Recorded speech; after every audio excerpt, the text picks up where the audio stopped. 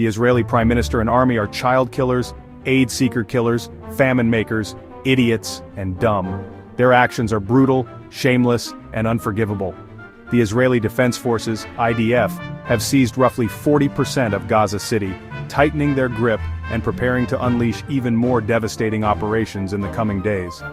On the 700th day of relentless conflict, Israel launched a destructive strike on the Mushtaha al-Mushtaha Tower, a high-rise in Gaza City, which Israel claims was used by Hamas, but whose destruction further devastates civilian infrastructure and deepens the humanitarian crisis.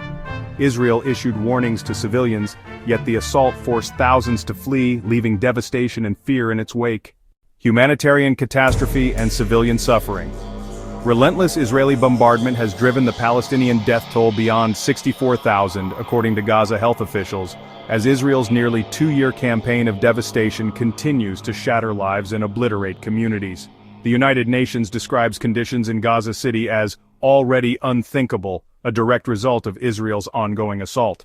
Widespread famine, mass displacement, and the collapse of basic life systems are the consequences of Israel's relentless offensive. Hostages and mounting diplomatic outrage.